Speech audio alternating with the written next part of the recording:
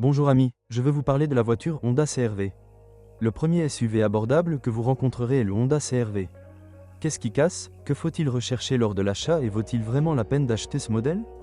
Qu'est-ce qui ne va pas avec le Honda CR-V? Le Honda CR-V est généralement considéré comme une voiture durable, surtout lorsqu'il n'est pas utilisé hors route. Il est basé sur des éléments et des moteurs connus d'autres modèles, ce qui se traduit par une grande fiabilité au niveau de voitures telles que la Honda Civic ou l'Accord. Le Honda CR-V devrait être traité de la même manière que ces modèles. Quiconque achète cette voiture pour conduire hors route sera profondément déçu. L'entraînement de l'essieu arrière est relié par une pompe hydraulique et s'engage avec un retard important et transmet une petite partie du couple. Il sera rarement possible de déplacer la voiture si c'est l'essieu arrière qui est chargé de la sortir. Un autre aspect est le taux d'échec. L'embrayage et la pompe ne résistent pas à la surchauffe et une utilisation fréquente de la transmission intégrale sur une courte période peut entraîner une panne. Malheureusement, les boîtes de vitesse ne résistent pas très bien aux surcharges. Elles doivent fournir plus de travail que dans le cas des modèles de tourisme. Parfois, les engrenages sautent, d'autres fois, quelque chose grince. Leur traitement brutal se termine par l'usure des roulements et des synchroniseurs. À cet égard, les machines automatiques s'en sortent mieux. Bien qu'elles soient assez obsolètes et lentes, elles vous récompensent par un travail de longue durée. Une condition préalable est un changement d'huile régulier.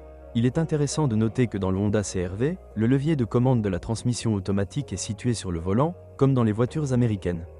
Bien que la géométrie tout-terrain du Honda CR-V soit bonne, vous ne devriez pas utiliser ces caractéristiques de conduite de manière trop brutale en tout-terrain.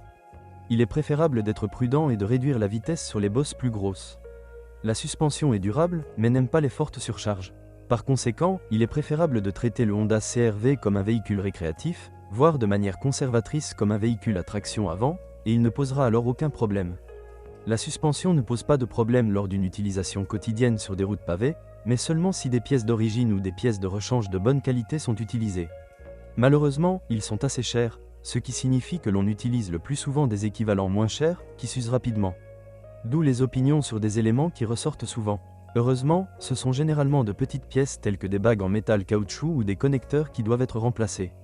Le problème du CR-V est qu'il est souvent surchargé, ce qui est encouragé par son grand espace intérieur. Après des années d'utilisation, cela affecte la suspension arrière, qui commence à évoluer vers ce qu'on appelle négatif. Heureusement, dans de nombreux cas, le remplacement des ressorts et des amortisseurs par des neufs est utile. Le système d'entraînement est durable, mais une certaine usure peut être attendue après une douzaine d'années environ. Les éléments les plus courants à éliminer sont le jeu dans l'arbre de transmission, les arbres d'essieu avant et éventuellement les fuites de l'essieu arrière. C'est également la pièce qui a tendance à faire des bruits forts si personne n'a changé l'huile auparavant. Le jeu non seulement dans l'arbre de transmission, mais aussi dans le mécanisme de direction moins durable peut provoquer des vibrations pendant la conduite. Malheureusement, de nombreux propriétaires de Honda de cette période, et pas seulement du modèle CR-V, sont confrontés à ce problème. Le plus souvent, les vibrations sont influencées par de nombreux facteurs, dont la localisation, la confirmation et l'élimination sont non seulement difficiles mais également coûteuses. Le moteur à essence de la série B20 qui équipe le Honda CR-V est une conception très réussie et extrêmement durable. Sa fiabilité sur des centaines de milliers de kilomètres peut être maintenue en assurant un entretien de base, un bon état du système de refroidissement et un réglage du jeu des soupapes. Il est rare que le matériel ou l'électronique tombe en panne. Il vaut la peine de vérifier fréquemment le niveau d'huile et de garder un œil sur le système de refroidissement. Avec un système fonctionnel, le moteur ne peut pas surchauffer, mais une panne du radiateur ou du ventilateur peut entraîner sa destruction en peu de temps. Les thermostats de remplacement de mauvaise qualité tombent souvent en panne. Malheureusement, un élément négligé est le réglage du jeu des soupapes, que de nombreux utilisateurs ne connaissent tout simplement pas. À condition que vous puissiez parcourir plus de 100 000 km.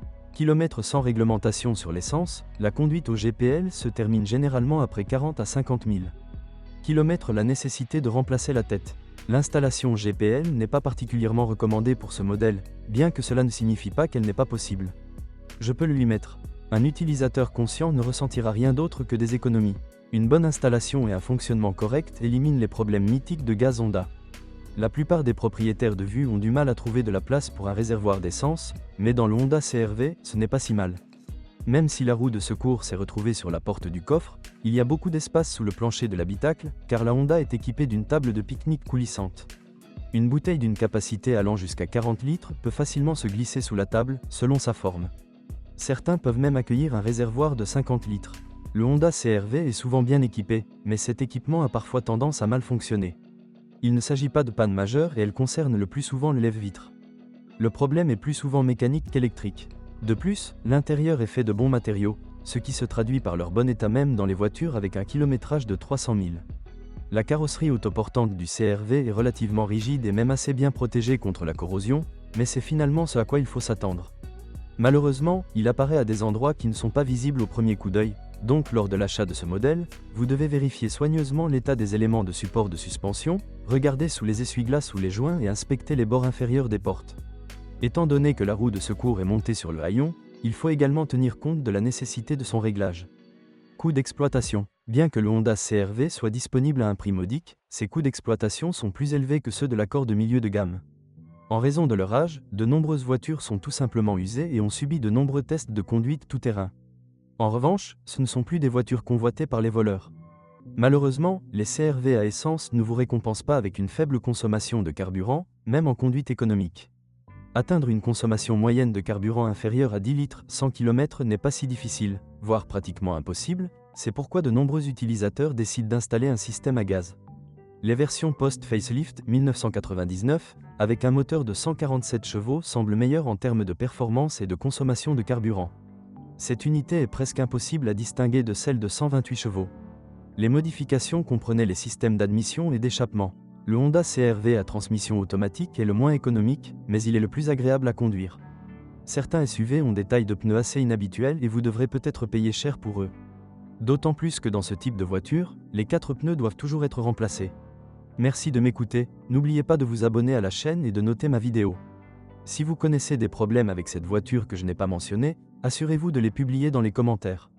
Bonjour les amis, vous cherchez une voiture d'occasion, vous devez prêter attention au site web carm.pro. Carm.pro est grand catalogue de voitures, moteurs, boîtes de vitesse. Et le meilleur, c'est que vous pouvez trouver des informations sur les pannes de n'importe quelle pièce, complètement gratuit. Allez sur le site web carm.pro et découvrez tous les éventuels points faibles des voitures d'occasion.